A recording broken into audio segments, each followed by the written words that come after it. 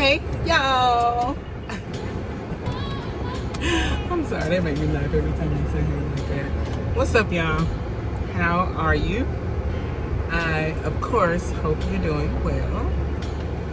I'm pretty good. I think I got some rest. I'll be on the fly, like, everywhere, all the time. So I'm thankful that I've had some days, a few days to rest and to kind of, reset, get myself together, all that. Because it's kind of hard to create when you don't rest. I mean, even God had sense enough to rest on the seventh day after making the whole creation. But anyhow, thankful for the rest, even though I got a little. Anyway, so you know why I'm here. I am here to share a few of my thoughts. Hold on. We're not gonna go through this every episode. We're not. I'm gonna make sure we don't have to go through this every episode. But anyway, I'm here to share a few of my thoughts. And as of late, I have been hearing some very strange instructions. Let me get rid of this gum. So what y'all didn't know was I had braces when I was in like middle school or whatever. And you know how to get the retainers? And then I get tongue-tied, and then I had to learn to have some gum itches. Anyhow, bless the name of the Lord. So as of late, I've been hearing some really interesting instructions that honestly just don't make me want to do what I heard because it don't make sense, that kind of situation. And so naturally, by me being a thinker, analyzer, I need to get to the middle of what's going on. I want to know why. I want to know everything. But of course, I know to trust God and just kind of go with it. But that's just the other side of me, is I want to know. And so sometimes in me wanting to know, I'm going to start asking people, or getting other people who ain't got nothing to do with it to weigh in on what he said to me. I know it sounds dumb anyway, but that's kind of what happens. Maybe some of you guys have done that, or you do that. You just want to talk it out. Maybe even just have somebody to be present so you can hear yourself talk back or say back to yourself what you're trying to figure out. It could be an actual conversation where you want them to give you, some kind of answer. Or you could just be feeling the pressure to defend what he shared with you. Sometimes we walk away with more questions than the one question we had when we started the conversation, because they don't know either. They want to help, so it's no slight to the people that we kind of pull on their ear or, kind of pick their brain to help us understand. But naturally, unless God imparted some kind of understanding to them for you, they're not going to know. And they didn't. Most of the people that I would bounce ideas off of, it would simply leave me frustrated or feeling the need to defend what God said to me. And I said, I don't think I like that. I don't think I like that. I don't think I like none of that. So what am I supposed to do about this increased frustration at this point? So of course, I started talking to him again, like, all right, what's up with all of this? Like, I feel worse now. I'm agitated, I'm frustrated. Like, what is happening? What's happening? And he was like, well, I never told you to defend anything that I said. I simply told you to do it.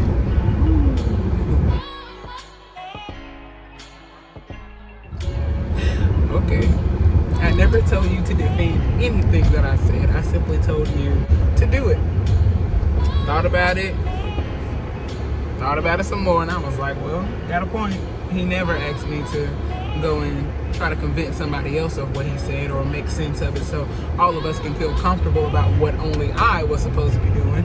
He just simply told me what to do, and I just made it so much bigger than what it had to be. So of course, in my reading, I started seeking out, some examples or other situations, because everything we need, of course, is in the book, and I knew that I would find something, and I did.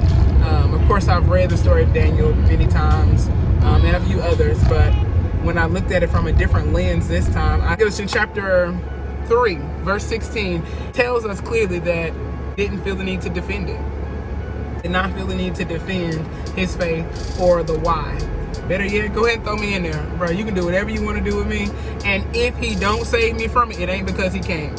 The bottom line is I am not going to do what you said just because you said so, and I feel no need to defend what he told me to do. He told me not to do that, and that's all. And I was like, oh, that's where I'm at. Which is an act of obedience. And I believe that obedience is linked to worship, same thing. But yeah, I was like, okay, cool. Even Lot, same deal with him. He attempted to go outside and defend, the standard of what should be happening and how those who believe should be living, or just how people should live because of who he knew God to be. Because of course Sodom was, whatever it was. But he went out that door trying to convince them men to not, want to have inappropriate actions or whatnot, and they wasn't trying to hear him at all. Them two angels snatched him back in the house like, if you don't shut this door and stop what? Trying to defend what God told you to do. I told you to make sure you keep watch over your people and y'all get up out of here. I never told you to go outside and defend and try to explain what I told you to do. And it almost cost him.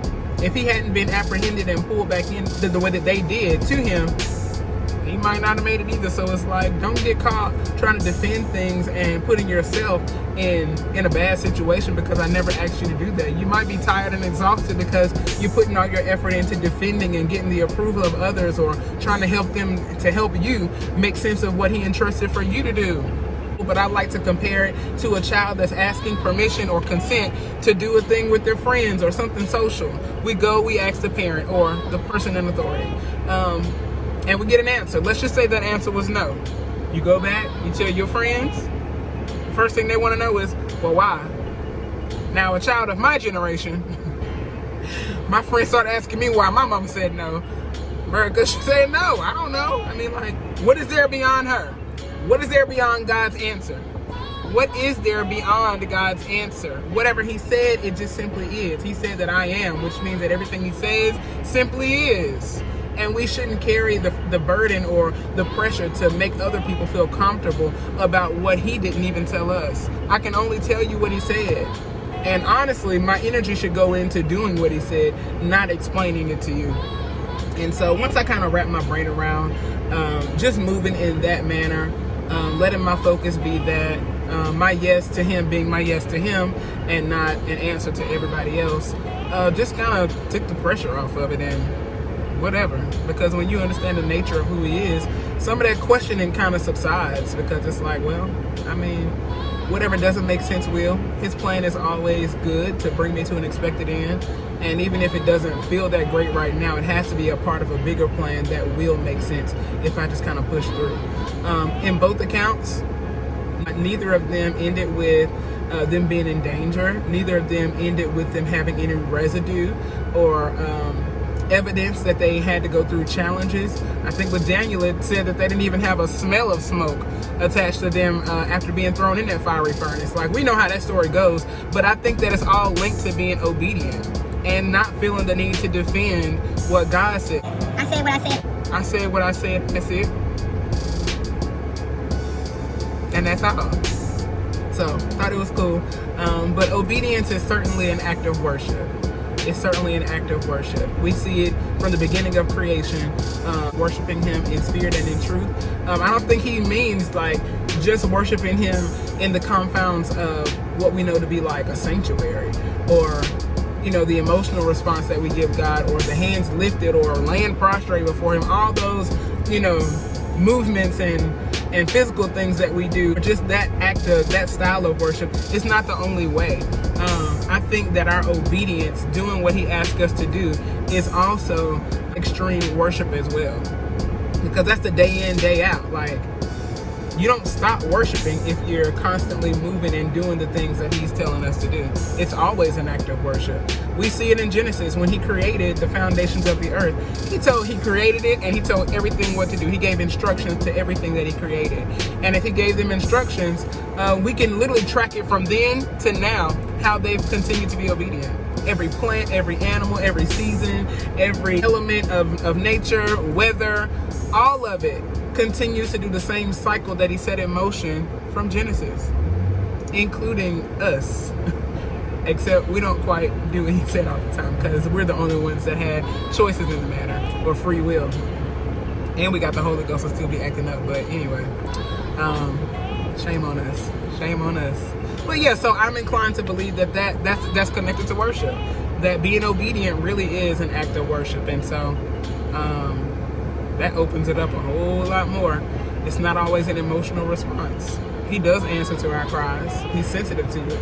But obedience is not just snotting and crying and all of that. It's the everyday movements of what he's told us to do that he simply wants to see play out. And in that, he wants to see if we're faithful. He really wants to see if we are faithful to him. And those are so many opportunities for us to show him, not just in the big stuff or making big sacrifices. That's why he said obedience, is better than the sacrifice. It's not always necessary for you to do something big to get my attention or whatever. Obedience really was better than the sacrifice for Abraham. He was prepared to sacrifice his son, but the obedience there in him simply ascending that mountain, going up. He said he was going up to worship. Y'all can't tell me that worship is not obedience. When he went up on the top of that mountain, I was looking for him to have hands lifted, for, some tears, some something.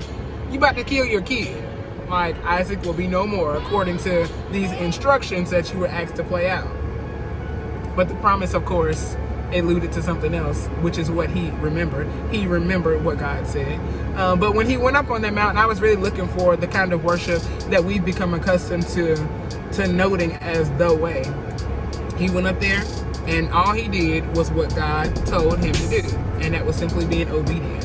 And in his obedience, the sacrifice was not as good as him moving in obedience. And that's the thing that allowed God to see, You know what? you do love me more than the stuff you asked me for.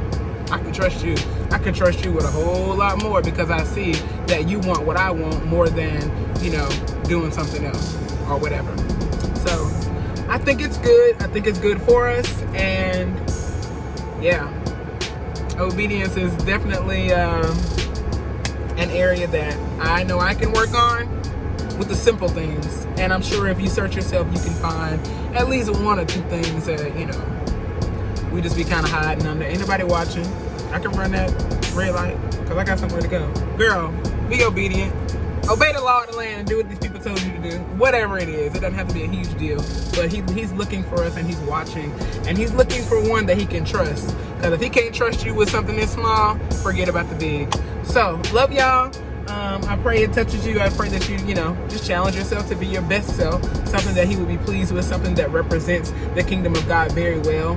And have fun living life. It ain't that deep always. Sometimes it's simple as making a choice in that moment that he's already said for you to do. So, talk to y'all later. Love you and bye.